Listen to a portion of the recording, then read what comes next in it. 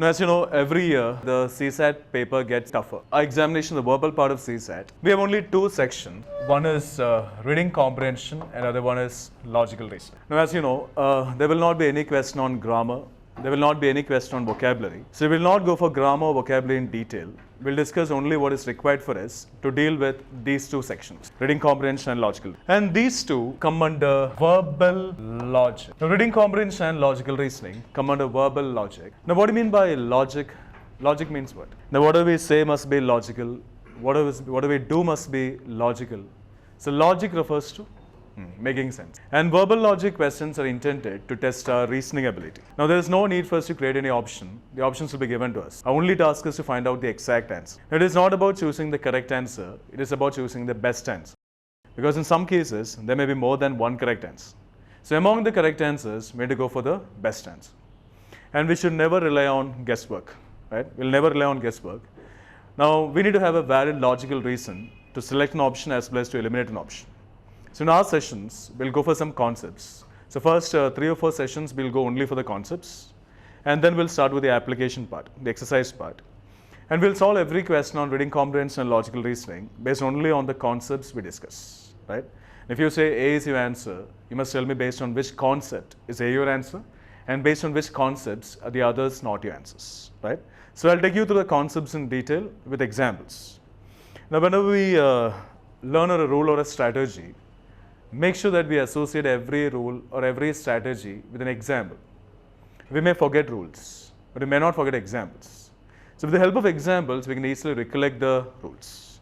So, I'll take you through the concepts in detail with examples, and we'll solve every question on reading comprehension and logical reasoning based only on those concepts. Right? Now, in 2020, in the verbal part, there was not even a single question on reading comprehension. All the questions were on logical reasoning. In 2021, there was not even a single question on logical reasoning.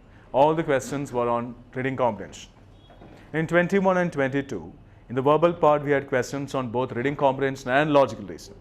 So, we don't know how the paper is going to be the next year, right? So, we need to focus on these two.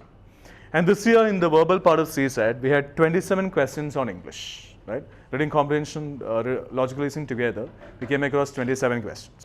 Now, when we go for any test into consideration, when you take any test into consideration, UPSC or any examination, and the two things that are getting tested are, one is aptitude and the other one is attitude. These are two things getting tested, aptitude and attitude. Now, aptitude, now we'll deal with both actually. Aptitude refers to knowledge, and knowledge in the sense, knowledge of the English language. Now, as you know, there is no need for us to have a good knowledge about the English literature, but we need to have a good knowledge about the English language. Because in our examination, what is getting tested is the knowledge of the English language, right? The other one is attitude. Now, what do you mean by attitude? Attitude means, it's in fact behavior. But as far as our exam is concerned, it's about the way we approach a question, how fast we can understand the question, how fast we can apply the concepts, how fast we can get the answer, and maintaining a positive attitude. Now, there may be some questions that say attitude as well. So, we'll deal with both, right?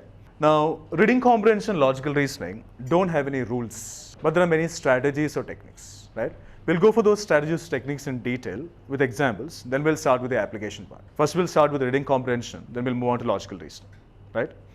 When we approach a question, the verbal part, whether it's reading comprehension or logical reasoning, the two things that need to be focused on are, one is understanding the context. Now, understanding the context means the meaning of each and every sentence or each and every idea must be understood by us.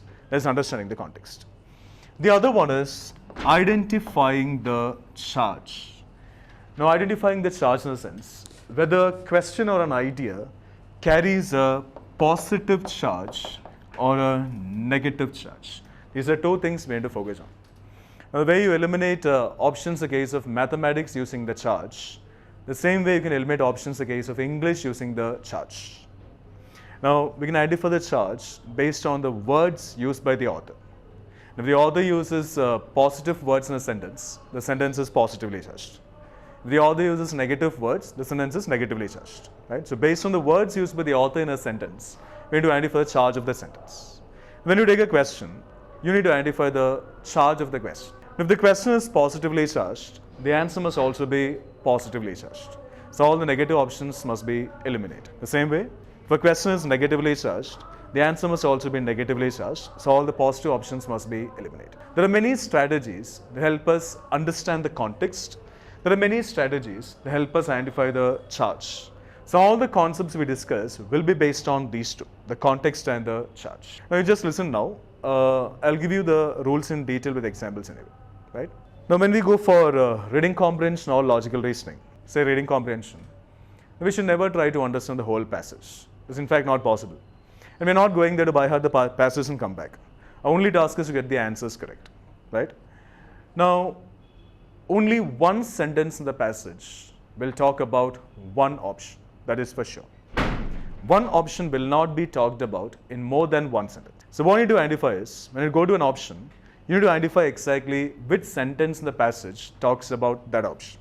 That is your task actually, no one helps you in that, right? Focus only on that sentence. Forget about all the other sentences in the passage. Forget about the rest of the passage. Focus only on the sentence that talks about every option. Compare only that sentence with the option. That's it. The length of the passage doesn't matter to us, right? Whether it's a short passage or long passage doesn't matter to us. Now sometimes short passages are much trickier than long ones, right? Now, in our sessions, we'll go for both long passages as well as short passages. Now we'll not discuss any easy passages actually, right? If you try solving easy passages and get the answers correct, you'll feel very happy. But that happiness will not last long. It'll be gone at the time of the examinations. We have to practice some questions that are on par with the questions that appear in the examination, or a bit more than that in fact. So we'll go for both long passages and short passages because we don't know what kind of what the length of the passage will be in our examination. So focus only on the sentence that talks about every option. The charge of the option and the charge of the sentence that talks about the option must remain the same. If an option is positively charged, the sentence that talks about it must also be positively charged. The same way, negatively charged here, negatively charged there. The charge must remain the same. The meaning must also remain the same. If there is a slight difference in the meaning, that option must be eliminated. We should select an option as the answer only if these two are completely fine, the charge and the meaning. If the charge remains the same, but if the meaning doesn't, just eliminate that option, right? So all the concepts we go for in our sessions will be based on context and charge. Fine? In case you have any doubt, ask me at the moment itself, because once we go further, it may be difficult for you to follow. Fine? You may stop me anytime. Now, what do you mean by the word vocabulary? Vocabulary means what? Knowledge of words. In fact, vocabulary means word power. The number of words we know in a particular language is termed as vocabulary. In this case, it is the English language, right? In fact, good knowledge of the new words in the language is not that much required to deal with reading comprehension and logical reasoning. We will not go for vocabulary in detail. There will not be any question on vocabulary, right? Now, while approaching questions on reading comprehension and logical reasoning, we can get the help of contextual vocabulary. This is an advantage while approaching questions on reading comprehension and logical reasoning. Contextual vocabulary. Now, what do you mean by contextual vocabulary? Contextual vocabulary means? Now, in English, one word has many meanings. When you refer dictionary, the word will be here, the meanings will are still here. One word has many meanings. And the meaning of a word depends on the context in which the word appears. So based on the context, with the help of concepts, not guesswork, we need to make an educated guess, not just a guess, an educated guess about the meaning of a word as well as the charge of a word. Now, while approaching questions on reading comprehension and logical reasoning, we should never get stuck with any word, right? Meanings of individual words don't matter in our examination. What matter are the meanings of the ideas in the passage. So our focus must never be on words, must always be on the ideas given there in the passage. This is an advantage in our examination, in fact. If I say sound, you know one meaning of sound. What if I say the boy is sound at mathematics? The boy is sound at mathematics. What is the contextual meaning of sound here? Good, some more words, knowledgeable, talented, somewhat, sharp, expert, right? All these words fit the context. If I say romance, does the word romance mean the love affair between a boy and a girl? The love affair between a boy and a girl is termed as romance or not? I may say yes, I may say no. How many don't know? There's nothing wrong if you say don't know. You can be frank, you can be open. Now, the love affair between a boy and a girl is of course romance. But that is only one of the meanings of romance. If I say I am in romance with this marker, am I going to marry the marker? I am in romance with this marker makes sense or not? The option that we select as the answer must undoubtedly make sense. Because verbal logic questions are intended to test our reasoning ability. Right? I am in romance with this marker makes sense or not? Of course it makes sense. I am in romance with this classroom makes sense. I am in romance with my phone makes sense. I am in romance with nature makes sense. No extreme liking towards anything can be termed as romance. And the love affair between a boy and a girl is only one of the meanings of romance. If I say I am in romance with this marker, that means I like this marker very much. I am a nature lover. I am in romance with nature. So meaning keeps changing. If I say toilet, he is in the toilet. Does it mean he is in the washroom? He is in the toilet. Does it mean he is in the washroom? Not necessarily. Because toilet is any private room.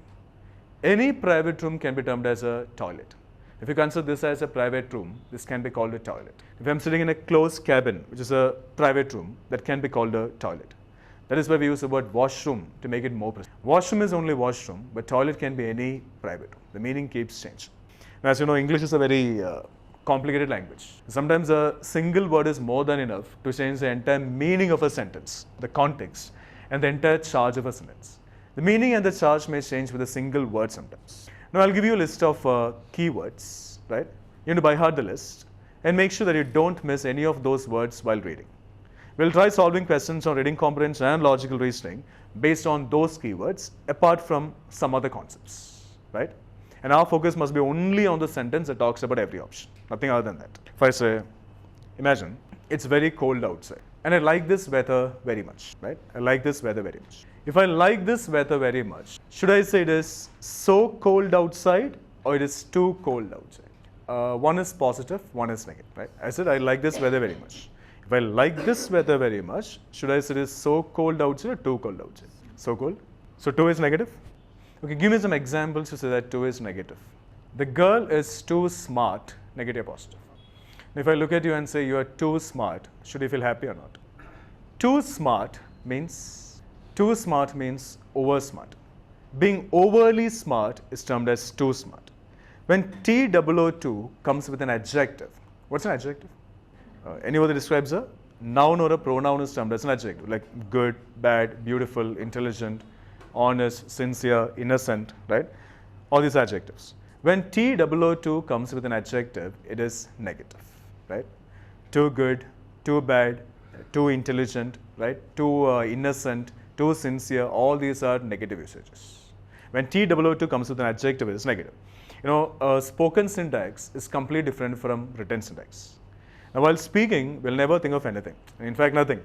The only thing is that what the speaker says must be understood by the listener. Now, even if I say a grammatically incorrect sentence, you understand the meaning of it. That's enough in the case of it's enough while speaking. But now examination is not spoken syntax, it is written syntax. So we have no choice but to go by the rules of the language.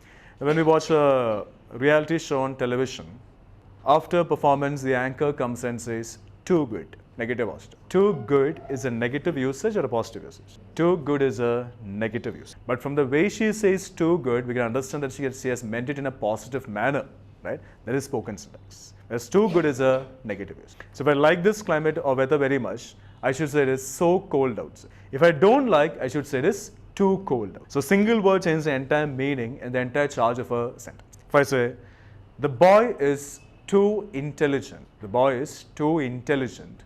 Negative positive. Too much of everything is bad.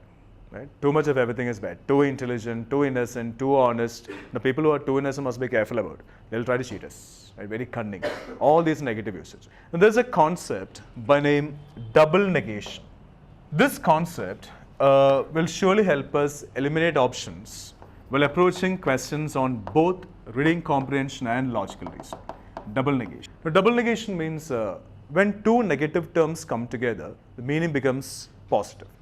As you know, minus into minus is plus. Right?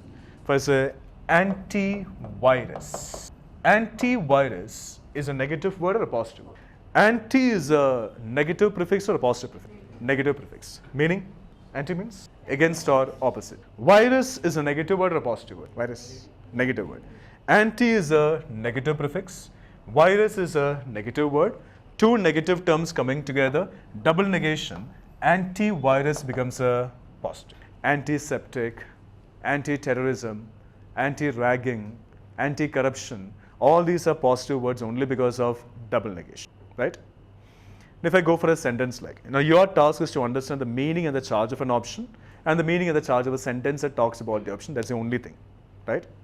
If I go for a sentence like, he is too intelligent to be cheated. He is too intelligent to be cheated.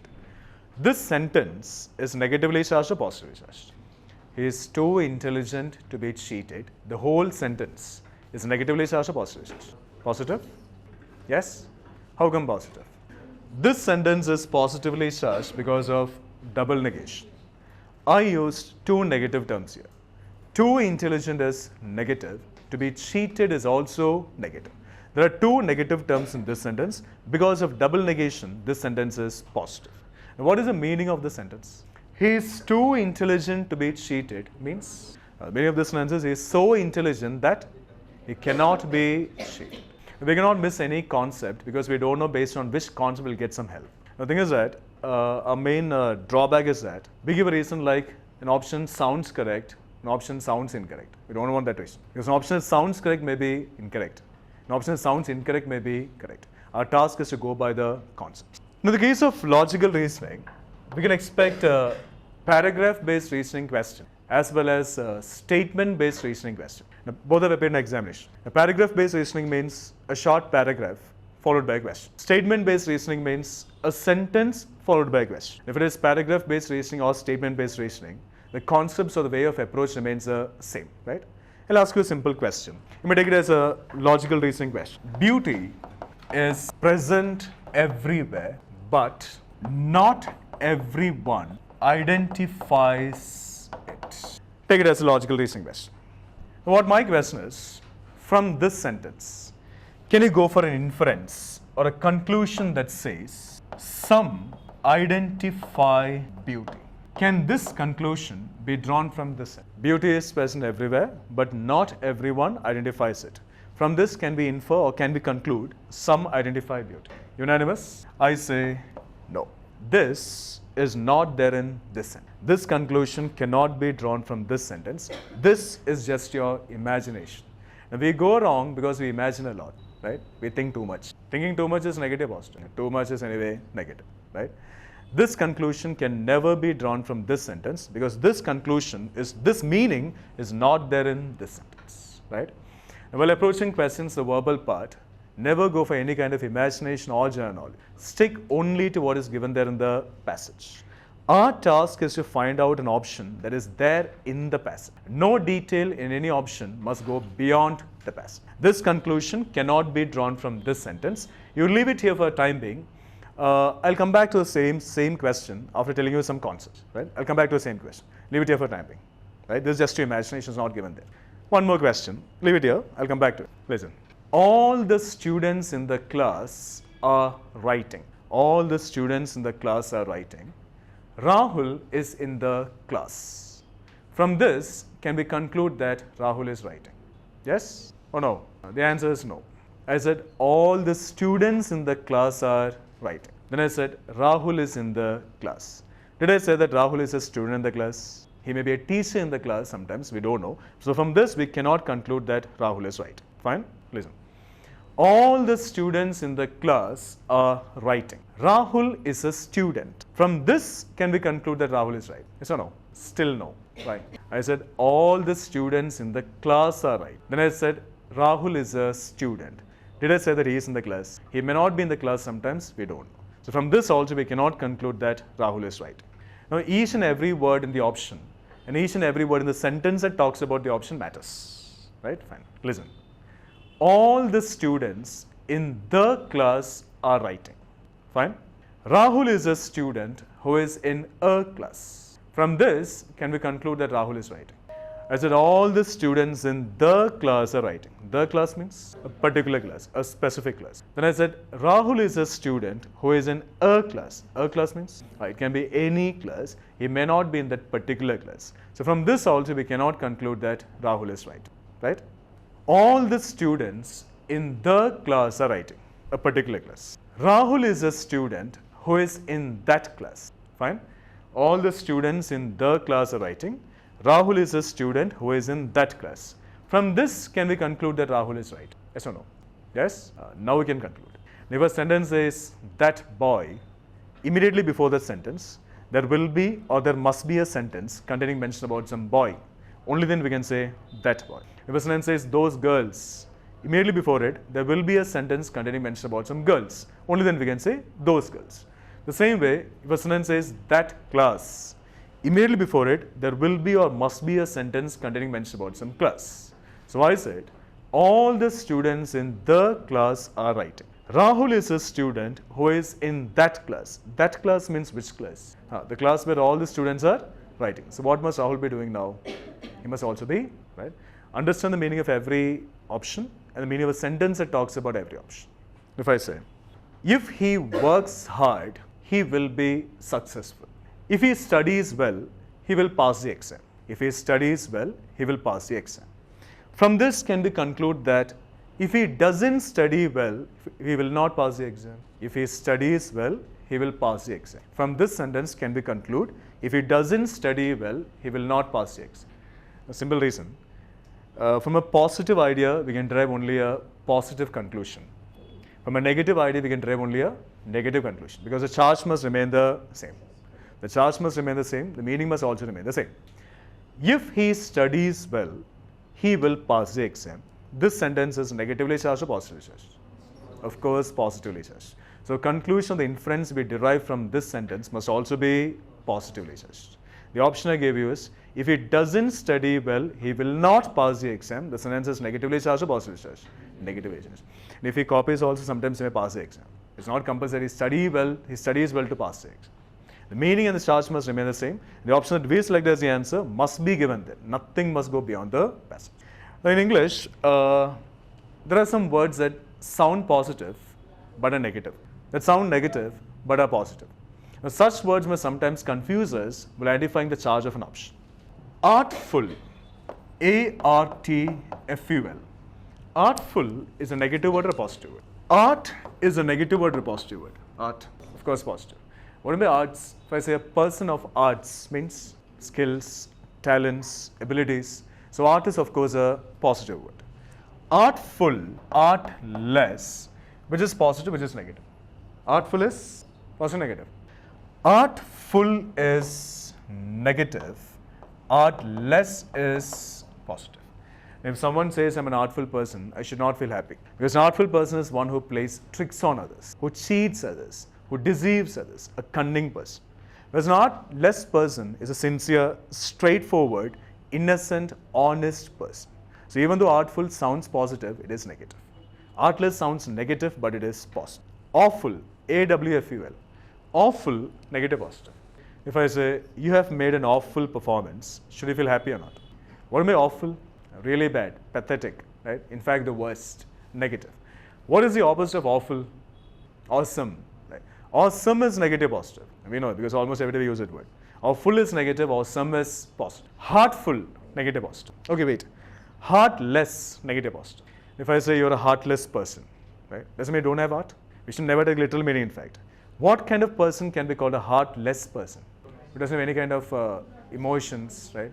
A person with no feelings for others, a person with no humanity, right? A stone-hearted person can be termed as a heartless person, negative. Heartful, negative, positive. It is not positive, it is not negative. There's no word in English like heartful. Now, even though we use it, it is not there in the language, right? Heartful congratulations or hearty congratulations? It's hearty congratulations. Even though we use the word heartful, it's not there in the language. There is something called Indian English. What do you mean by Indian English? Not British English, I'm saying. You can say like Indianization of English, right? Now we Indians have invented many things in the English language which the English people don't know. And we use those every day while speaking and while writing. Those are okay while speaking but not while writing. If I say, may I know your good name? Correct or no? Even people at high standards use this. May I know your good name? Correct or no? There's nothing like good name or bad name actually. Every name is good. Now, we Indians do some overaction and say good name. Right? It's just may I know your name. May I know your sweet name? Correct or no? There's nothing like sweet name or spicy name or good name or bad name. It's just may I know your name. Now all these are what we say just to create an impression on others, but don't exist in the language. I have come here with my cousin brother. Correct or no? Okay, there is no usage in English like cousin brother or cousin sister. That's what we have invented actually. It's only cousin. Can your cousin be your brother or sister? If your cousin can be a brother or sister, then there is no need of the word cousin in English. Right? Your siblings are your brothers or sisters. Now, out of love or out of affection, we consider cousins that way. And there's nothing like cousin brother or cousin sister. It's only cousin. I have come here with my cousin. Completely fine. But if I say cousin, you don't know the gender of my cousin. Right? To specify the gender of my cousin, I should say male cousin or female cousin. I have come here with my male cousin. Completely fine. I have come here with my female cousin. Completely fine. Have you ever used it? I also don't use all this. Right? We use all these only when the situation demands. Now, some words can be both negative and positive. It depends on the context in which we come across that word, contextual vocabulary. What's the difference between praising and flattering? Praise and flatter. One is positive, one is negative. Praising is positive, flattering is negative. In fact, both mean speaking good about a person. Speaking good about a person, if he deserves it, that is praising. If he doesn't deserve it, that is flattering. We flatter a person for our own benefit. And if I want something from you, I'll keep on saying many good things about you. Right? My only intention is that I should benefit from that. So flattering is done with a negative intention. Praising is done with a positive intention. That's the only difference. A single word may change the meaning and the charge of an entire sentence. What's the difference between getting surprised and getting shocked? Both are sudden emotions. Right? Both are sudden emotions. The only difference is in the charge. One is positive, one is negative. Which is positive, which is negative?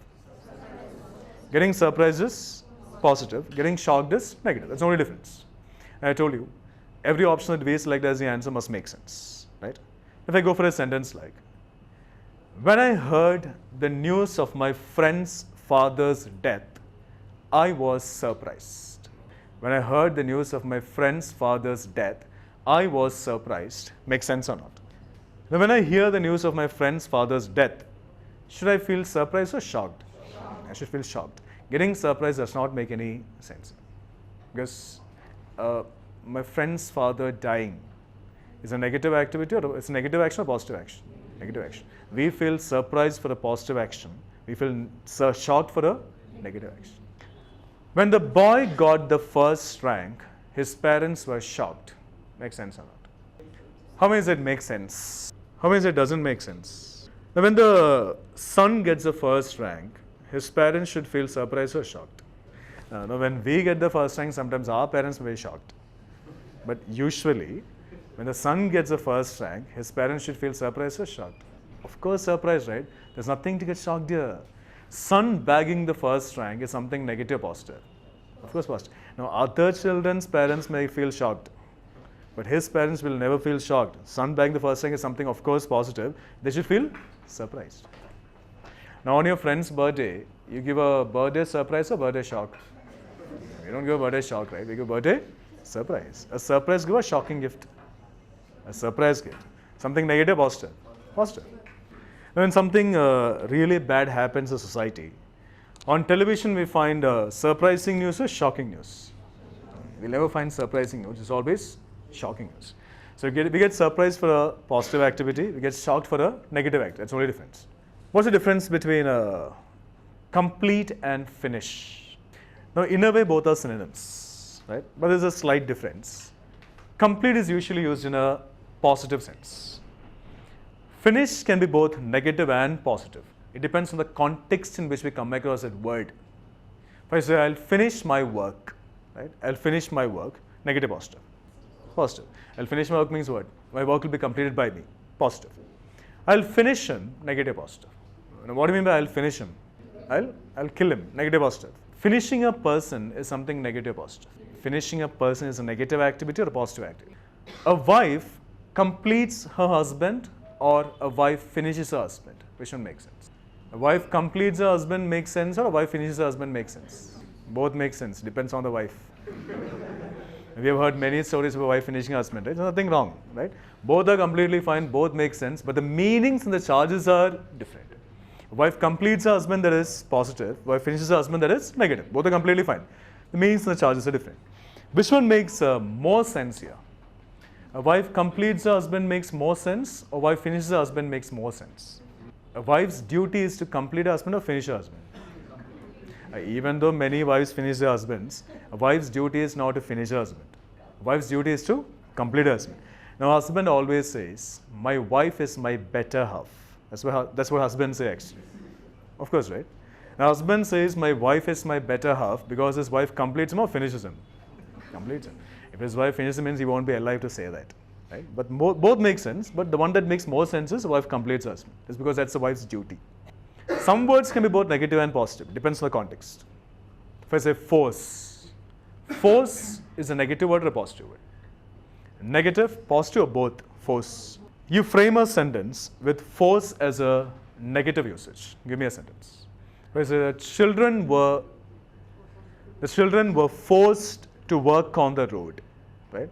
The children were forced to work on the road. Negative, positive. Negative. They did not want to work. They got compelled to work. Negative.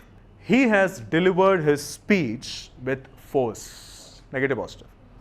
Positive. What is the meaning of force here? With energy, enthusiasm, confidence, excitement. Right? So some words can be both negative and positive. You need to understand from the context where you come across that word. Getting tempted, negative, positive. Negative, positive, or both? Getting tempted. You frame a sentence with getting tempted as a positive usage. Give me a sentence. I got tempted to have ice cream. Right? This sentence is negatively charged or positively. You need to understand the meaning and identify the charge of every option and the meaning and the charge of a sentence that talks about every option. That is your only task as it. Right? I got tempted to have ice cream. This sentence is negatively charged or positively charged. I got tempted to have ice cream. This sentence is negative or positive? How many of this sentence is negatively charged? Now, what is the meaning of this sentence?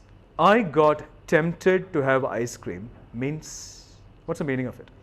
I got tempted to have ice cream means I am not supposed to have ice cream, or I should not have ice cream, but I'm getting compelled in a way to have ice cream. That's the meaning of the sentence. I'm not supposed to have or I should not have, but I'm getting compelled to have. Negative, positive. Of course, negative. Now, getting tempted can never be positive. Getting tempted is always negative. Now, should I say, I got tempted by Gandhiji, correct? It's a blunder actually. The meaning is completely different. I'm not saying the meaning. I got motivated by Gandhiji is okay. Right? Or I got inspired by Gandhiji is okay. I got tempted by Gandhiji is a blunder. Now, are you tempted to take the exam or are you motivated to take the exam? No one will be tempted to take the exam actually. We will motivate and inspire to take the examination. If we get tempted, we'll do all negative activities. If we get motivated and inspired, we'll do all positive activities. And when you go to an interview, be very sure that you'll crack the interview. And before leaving the room, if you feel like flattering the interviewer, should you say, sir, you tempted me a lot? If you say, it'll be kicked out that moment itself. Right? What I've gained till then will be lost forever. If you say, sir, you motivated me a lot, sometimes we get that job. So temptation is a negative word, whereas motivation, inspiration are positive words. Fate, negative, positive. We attribute something positive to fate or something negative to fate, or both. Now, if something good happens to me, should I say my fate? If you're able to crack the exam and get the job you wish to get, right? Should you say my fate? If you get the job you wish to get, will you say my fate? If I marry the girl whom I love, should I say my fate? Should I say? After some time I may say, depending on how she is with me. But at the beginning I will not say. Right? Now, we always attribute something negative to fate. Fortune is positive. Like fortunately, unfortunately. Fortunately, I have met my best friend, or unfortunately, I have met my best friend. My best friend means who's very dear to me. So meeting him must be fortunately or unfortunately? Fortunately. Unfortunately, I have met my enemy. Yes or no? Yes, enemy means whom I don't want to meet. So meeting him must be unfortunate. So based on the words given an option, you must be able to identify the charge of the option and understand the meaning of that option. Now while reading and while writing, word order deserves a lot of importance. The word order means the order in which the words are arranged in a sentence. When the word order changes, the meaning gets completely changed. The charge also gets completely changed. The meaning and the charge get changed based on the order in which the words are arranged in a sentence. So based on the order in which the words are arranged in an option, you must be able to understand the meaning of that option and the charge of the option. If I go for a simple statement like, only Ram can do that work, am I praising him or putting him down? If I'm praising him, the charge must be positive. If I'm putting him down, the charge must be negative. Only Ram can do that work, praising him or putting him down? Praising him. Only Ram can do that work means Ram is the only person who can do that work. No one else can do that work. I'm praising him, the charge is positive. Now I'm not changing the words. I just change the order of the words and write, Ram can do only that work. Ram can do only that work. Now am I praising him or putting him down? Now I'm putting him down. Ram can do only that work means that is the only work he can do. He cannot do any other work. So now I'm putting him down, the charge becomes negative. So word order deserves a lot of importance while reading and while writing. When it comes to mains, right, you'll have to write many essays, you know that, right? Now after framing a sentence, we will not get time to go back and check whether the idea is getting conveyed to the sentence we framed or not. So while framing itself, there are many things that need to be kept in mind to make sure that whatever we want to convey is getting conveyed to the sentences that we frame. Right? It comes in writing skills now, we'll discuss later. Now here, TWO2 is not that negative 2. It has to be that negative 2, there must be an adjective along with it. Too bad, too good, too innocent, too smart, too ugly, then becomes negative. Here TWO2 means, yes, also. Right? The meaning of TWO2 is also. I too love you makes sense or I love you too makes sense. Okay, how many say I too love you makes sense? How many say I love you too makes sense? How many say both make sense? But the meanings are completely different because of the word order, right? Only 4 words are there. I love you too, I too love you. Both are completely fine, but the meaning is different only because of the word order. If I give you a situation, a context, someone tells you, I love you, and you love that person back, right? Someone tells you, I love you, and you love that person back. In this context, if you love that person back, in this context, should you reply, I too love you or I love you too? In this context, I must. In this context, how many say I too love you? In the case of reading comprehension, logical reasoning, usually the answers will be implicit. Now every sentence has an explicit meaning and an implicit meaning. What do you mean by explicit meaning? The outer service meaning, the one that is very directly stated, clearly stated, right? Implicit meaning is the hidden meaning, the one that is not clearly stated, the one that is indirectly stated. Usually, the answers will be implicit, will not be directly stated in the passage, right? The answers will be hidden in the passage, right? If I say, I too love you, TWO2 means also, right? I too love you, what is the implicit meaning of this sentence? Hidden meaning. I too love you means I also love you, right? I too love you, the implicit meaning is somebody else loves you. In addition to that, I also love you. Yes or no? I too love you in the sense somebody else loves you. In addition to that, I also love you. If a girl comes and tells me I love you and if I love her back, should I tell her somebody else loves you and I also love you? No. So in this context, I should say I love you too. Now while reading and while writing, stress doesn't matter that much. But while speaking, stress matters a lot. Stress means the word for which we give importance.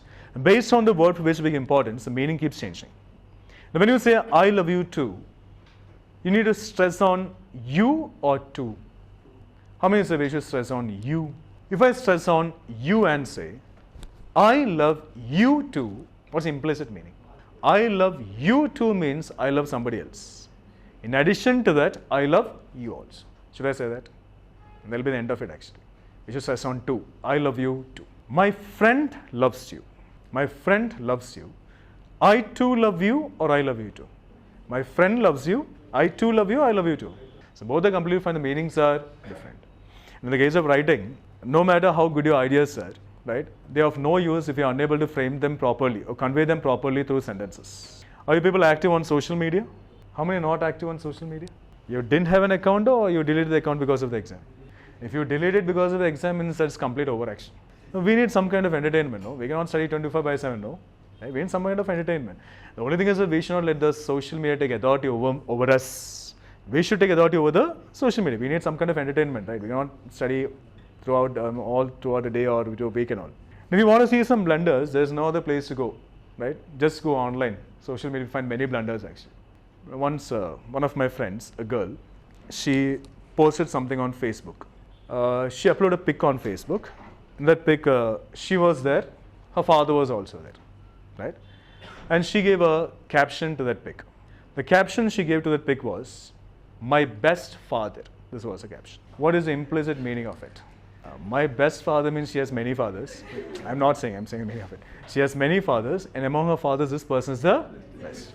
Make sense or does not make sense? Does not make any sense. You will find this on the boards of some girls' hostels and all. Girls' hostel. Below that, only for girls it's. Make sense or does not make sense? Now, will any boy go for admission there, girls' hostel? No, right. Girls' hostel means it's only for girls. There's no need to mention they're only for girls. Now, once while traveling by train, I saw a notice on the train. The statement on the notice was this: staring at a girl. Staring is a negative action or a positive action? Negative. Staring means like looking continuously in an awkward manner. We should not stare at anyone. Staring at a girl for 14 seconds is a punishable offense. This was the sentence, right? Staring at a girl for 14 seconds is a punishable offense. My question is, this sentence makes sense or does not make sense? What is the meaning of this sentence? Staring at a girl is a punishable offense. Makes sense. Now, we cannot say all the offenses are punishable. Only some are punishable. Staring at a girl is a punishable offense. Makes sense. Staring at a girl for 14 seconds is a punishable offense. Does not make any sense. What's the meaning of this sentence? Staring at a girl for 14 seconds is a punishable offense means we can stare at a girl for 13 seconds. Then we should take some break or something, right? Then we can start staring again. Means up to 13 seconds, no problem at all. Right? 14 seconds becomes a problem. Makes sense or does not make sense? And every option that we select as the answer must make sense. In the case of CSAT, in the case of mains, every sentence that we frame must make sense. Right? There's no doubt in the text. Now, have you gone to Paradise Biryani? Gone there, right? Paradise? Okay. And if you go there and give your contact number, you'll start receiving messages from Paradise. And one of the messages you get from Paradise is that Paradise Biryani is missing you. This is what we get, right? Paradise Biryani is missing you. Makes sense or does not make sense? I can miss Paradise Biryani. Will the biryani miss me? Will biryani think, when will Midhun come to eat me and all? All right. Now, all these messages don't make any sense. These are just to grab our attention, in fact. If you're speaking about it now means you're getting publicity, you know. So these are just need to grab our attention but don't make any sense. But in our examination, all sentences that we frame or the option that we select must undoubtedly make sense. Now, while reading, in the case of reading comprehension, logical reasoning, we may come across some phrases. What is a phrase? A small group of words, usually only 2 words, taken as a single unit conveying a single meaning. That is called a phrase. In fact, phrases are meant to be used by the native speakers of the language. Now, English is not a native language, it's a foreign language to us. But we may come across some phrases while reading. But don't get stuck with any phrase. Try to make an educated guess about the meaning of that phrase from the context. Some are okay, others may not be fine. For example, if I say, pass away. Pass away is a phrase. We should not take the individual meaning of pass. We should not take the individual meaning of away. When these 2 words are clipped, they're taken as a single unit conveying a single meaning. That is called a phrase, right? What do you mean by pass away? And don't say expired, because we don't have expiry date actually, right? Objects have expiry date. You should say a person died, not expired. Right?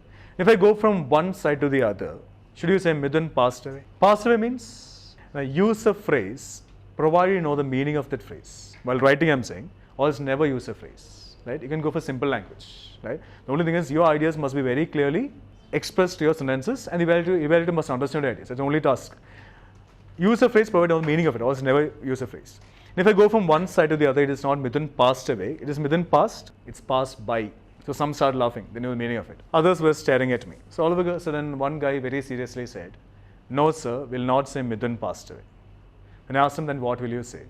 He said, "We'll say Midhun, sir, passed away." Now, anyway, I'm happy about one thing. He showed his respect from all me, sir. Right? But it's not about Midhun or Midhun, sir. Pass away means to die.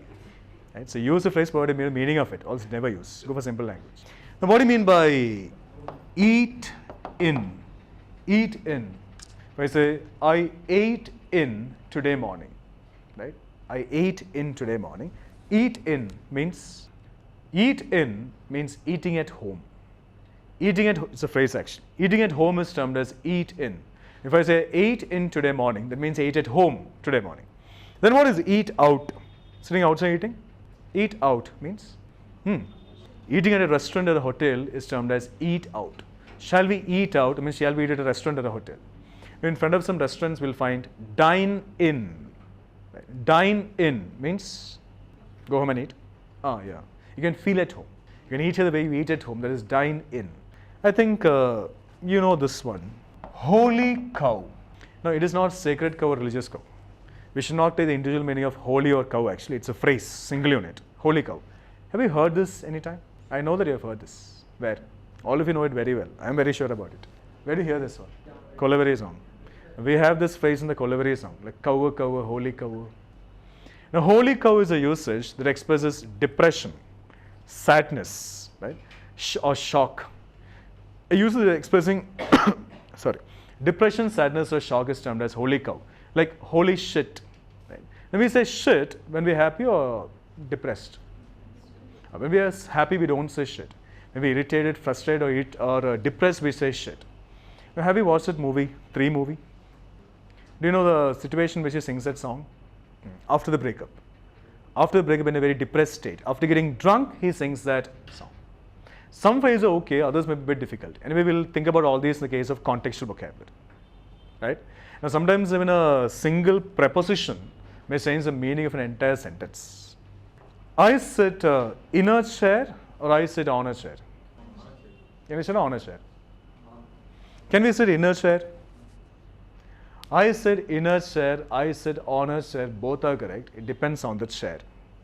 Right now, you're sitting in a chair. If it is a chair that has arms, it must be in a chair. If it is a chair that does not have arms, it must be on a chair. Now, usually we say sit on a chair. We use in when a sentence says armchair. I sit on a chair, I sit in an armchair. I sit dash a table. In a table, on a table, at a table. Okay, anyway, we cannot sit in a table actually. Does not make sense. I sit on a table makes sense, or I sit at a table makes sense. Both are completely fine, but the meanings are different only because of a single preposition. You know what is meant by sitting on a table? Table means kuch hoda. What by sitting at a table? Near a table, next to a table, beside a table, adjacent to a table. Drawing a chair close to a table and sitting on the chair is sitting at a table. The meaning is different because of a single preposition. Which one makes more sense here? Sitting on a table makes more sense or sitting at a table makes more sense? Sitting? Now, a table is meant to be sat on or sat at. We sit on a table for dinner or we sit at a table for dinner. We don't sit on a table and have dinner. We can actually. Usually when we were kids, now we don't do. We sit at a table for dinner. Now when you go to a meeting, will you jump and sit on the table and go for the meeting? No. We sit at the table and go for the meeting. So that makes more sense. Get into my bike or get onto my bike? We don't get into a bike, right? We get onto a bike. Get onto my bike. Get into my car or get onto my car? Why? Because we had to bend ourselves to be inside. Must get into my car. Get in the train or get on the train?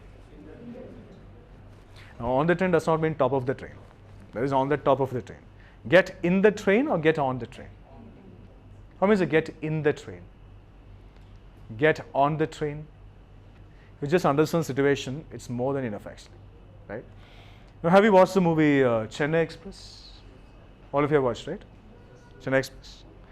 In that train scene, it is said many times, get in the train, baby, or get on the train, baby. Who will think about all this at that time? Right? Get in the train, baby, or get on the train, baby. It's get on the train, baby. Because to board the train, we need to lift a leg. We need to lift a leg to board the train, so it must be get on the train. Get on the bus or get in the bus? The same thing. We need to lift a leg to board the bus. It must be get on the bus. Get on the flight. We board the flight. I am in the bus or I am on the bus? In the bus or on the bus? In the bus? No. It is I am on the bus. Right? Simple. This is a dais. Right? I get in the dais or I get on the dais? On it, because I have to lift my leg, right? I get on the dais. Agree with me? Fine. I am in the dais or I am on the dais? On the dais. Why? Because I got on the dais. As I got on the dais, I must be on the dais. The same way, we don't get in a bus, we get on a bus. As we get on a bus, it must be on the bus. I am on the bus, I am on the train, I am on the flight, etc. Understand situations more than enough to get the answer, in fact. Right? Now, all the concepts we discussed come under aptitude.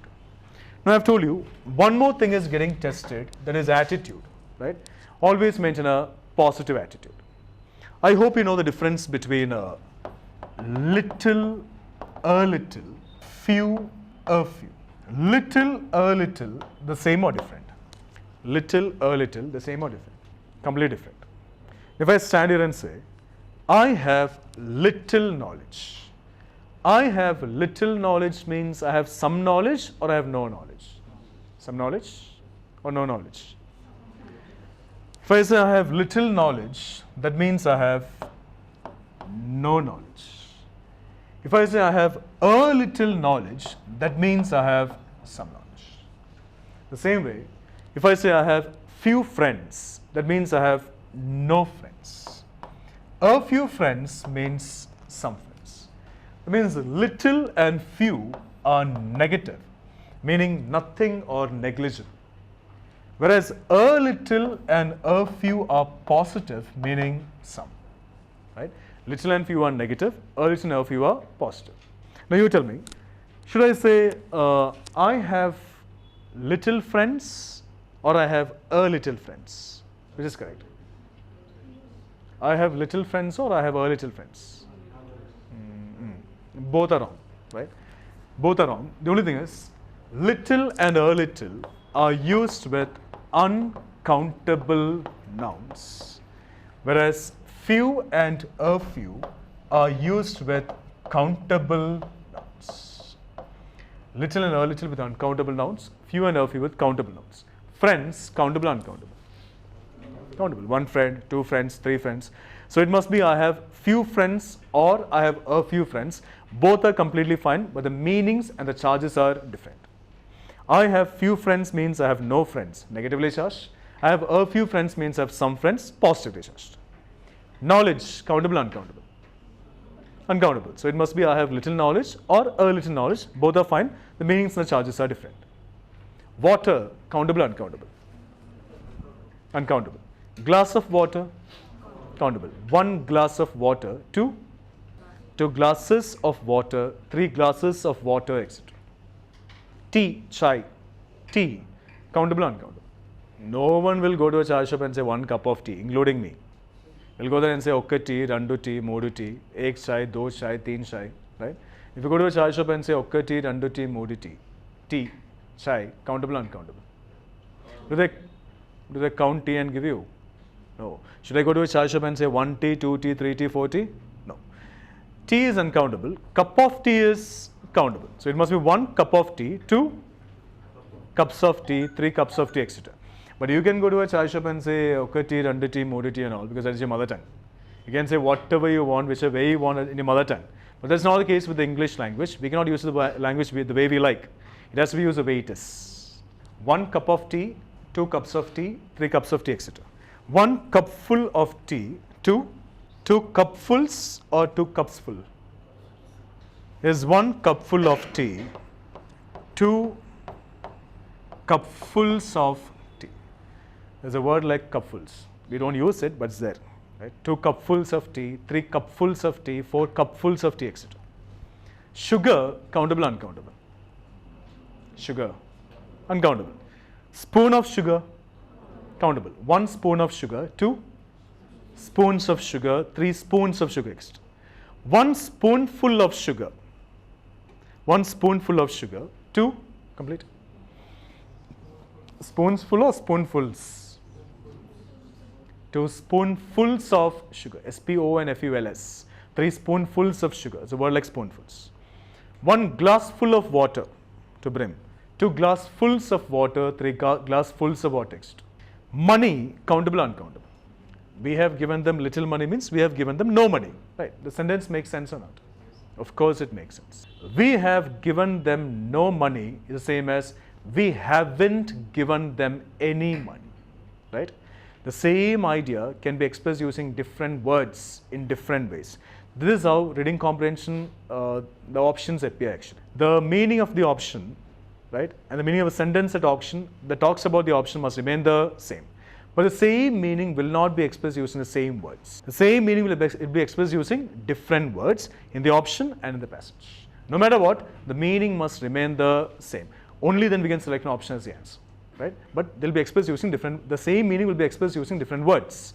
You understand when we start with the exercise part, right? So we have given them little money means we have given them no money. The sentence is completely fine, right? We have given them a little money means we have given them some money. Makes sense or not? Of course. We have 2 correct answers here, right? If I say I have taught you nothing, is the same as I haven't taught you anything. Right? The same meaning expressed using different words. Right? Fine. So we have 2 correct answers here. We cannot go for 2 options. We can go for only 1 option. Right? Which is a better option here? Little or a little? A little. Why not little? Always maintain a negative attitude or a positive attitude. In such cases, when you have 2 correct answers, one giving a negative meaning and one giving a positive meaning, always go for the option that gives a positive meaning to a sentence. So here the answer must be a little. Right? Fine. Come to the second one. She has dash enemies. Right? The noun here is enemies. Enemies is a countable noun or uncountable noun? Countable noun. 1 enemy, 2 enemies, 3 enemies, 4 enemies. So we can easily eliminate little and a little, right? Because they are used with uncountable nouns. Now we have only 2 options left. Few, a few. Few is negative, a few is positive. I said maintain a positive attitude. Okay. Few is negative, a few is positive, right? Fine. She has few enemies means she has no enemies. The sentence makes sense or not? She has no enemies is the same as she doesn't have any enemies. Make sense? Yes. She has a few enemies means she has some enemies. Make sense? Yes, both are correct answers actually. What's your answer? Few. Why? She has few enemies means she has no enemies. The sentence is negatively charged or positively charged? Positively charged because of which concept? Double negation. Few is negative. Enemies is also negative. 2 negative terms, double negation, positive, right? She has a few enemies means she has some enemies. The sentence is negative, positive. She has a few enemies means she has some enemies. The sentence is negative, positive. Negative. Maintaining a positive attitude. Here the answer must be she has few enemies. That means she has no enemy. What if I replace the word enemies with friends? Then the answer must be clear. So I'll stop it here for today. Tomorrow we'll start with I'll just give you some examples, that's it. Tomorrow we'll start with the concepts in detail. First 3 sessions or so we'll discuss only the concepts, the examples. After that we'll start with the application part. After that every session will go for an exercise, either on reading comprehension or logical reasoning, and we'll solve every question. We'll do all the exercises, all the questions, all the options based only on the concepts we discuss. Clear?